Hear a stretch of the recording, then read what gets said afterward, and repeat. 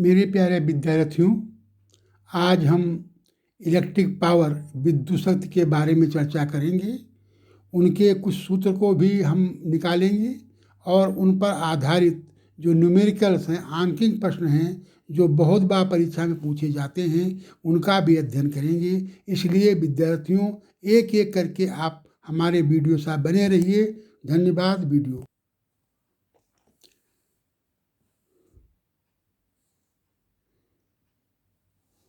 तार की लंबाई ज्ञात करो।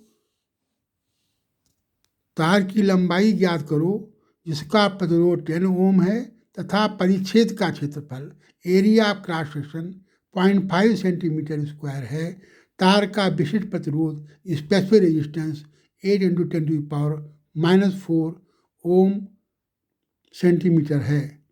विद्यार्थी, इसके लिए फार्मूला है R = ρ/L/A implies that L = RA/ρ। इसमें हमने सबकी वैल्यू पुट कर दी है, आपकी लंबाई की वैल्यू पुट कर रखी, ताकि लंबाई हमको निकालना है।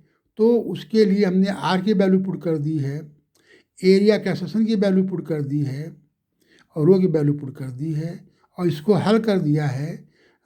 तो ये 6250 सेंटीमीटर आता है। इसको हम मीटर में कन्वर्ट करेंगे तो 62.50 मीटर आएगा। दूसरा प्रश्न में लिया है, घर में विद्युत बल्ब आदि के लिए वायरिंग समानांतर या श्रेणी क्रम में करते हैं। घर में समानांतर क्रम में वायरिंग करने पर प्रत्येक लोड पर विभवांतर समान रहता है, इसलिए समांतर वायरिंग करते हैं। आज जो विद्यार्थियों हमारी चर्चा रहेगी विद्युत पावर के ऊपर रहेगी। जब धारा पूरे परिपथ में नहीं पहुंचती है तो उसे हम ओपन सर्किट कहते हैं तथा पूरे परिपथ में धारा प्रवाहित होने पर बंद परिपथ क्लोज सर्किट बोलते हैं।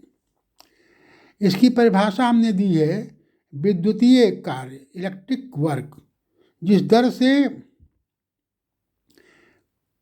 किया जाता है उसे विद्युत पावर या विद्युत शक्ति कहते हैं।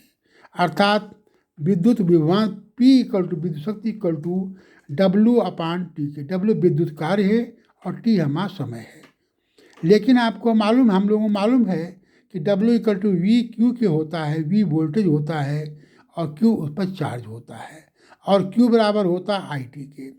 तो इसमें अगर वैल्यू पुट करेंगे Q की W में तो W = V × I × T हो जाएगा। इसलिए P = हो जाएगा BIT/T बराबर BI की हो जाएगा।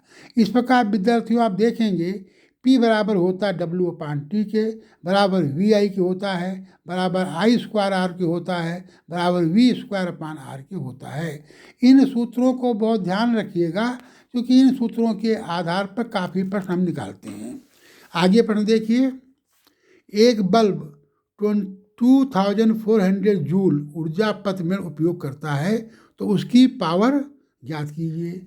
विद्यार्थियों, P = E/T होता है। E की वैल्यू पुट किया, T को हमने कन्वर्ट किया सेकंड में तो ये हमारा आ जाएगा 40 वाट। चौथा प्रश्न है, एक विद्युत हीटर 1000 वाट का है जो 1 घंटा चलता है, कितनी ऊर्जा खर्च हुई हमारी? तो P = होता है E/T के, implies that E = P × T के।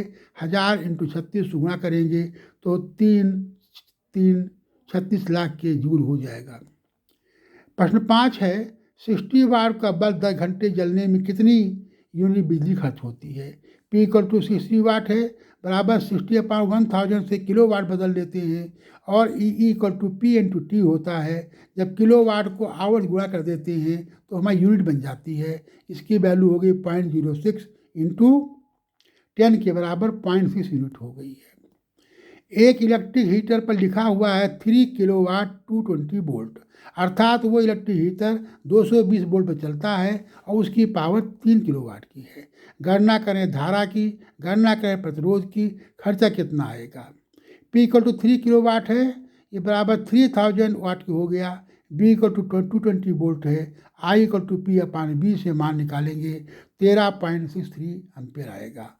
R = B/I होता है 3000/13.63, ये 16.14 ओम आ जाएगा। E = P × T है, ये हमारा 3 किलोवाट है इंटू 10 आवर है, 30 यूनिट हो जाएंगी। खर्चा कितना आएगा, 30 यूनिट को 30.5 मल्टीप्लाई कर देंगे, ₹105 आएगा। विद्यार्थियों, आप घरों में देखे होंगे कि हम लोग फ्यूज वायर लगाते हैं। फ्यूज वायर क्या होता है, कम गलनांक वाले पदार्थ का फ्यूज वायर बनाया जाता है, माने लो मेल्टिंग पॉइंट का, जो परिपथ में का बचाव करता है, अर्थात अधिक धारा आ जाए या अधिक वोल्टेज आ जाए तो वो हमारा कोई चीज़ नुकसानदायक नहीं होती है। 7वां प्रश्न लिया है, एक बल्ब पर 240 वोल्ट और 40 वोल्ट लिखा हुआ है, दूसरे पर 240 वोल्ट और 100 वाट का लैंप है, तो इसमें प्रतिरोध की आपको अनुपात निकालना है। प्रथम लैंप से I = W/B हो जाएगा, द्वितीय लैंप में भी I = W/B हो जाएगा। 40/240 बराबर 1/6 एम्पियर के। द्वितीय लैंप को हो जाएगा 10/224 के। प्रथम लैंप का R1 हो जाएगा V/I से 240/6 बराबर 40 ओम के हो जाएगा। R2 बराबर हो जाएगा 240/10 × 24 बराबर 576 ओम के हो जाएगा। दोनों अनुपात निकालेंगे R1/R2 के 40/576, तो R1:R2 समानुपात हो जाएगा 1:14.4 के। इस प्रकार विद्यार्थियों, इन सवालों को आप और भी सवाल हल करते रहिएगा। अगर कोई दिक्कत हो तो कमेंट करिएगा, हम जरूर जवाब देंगे।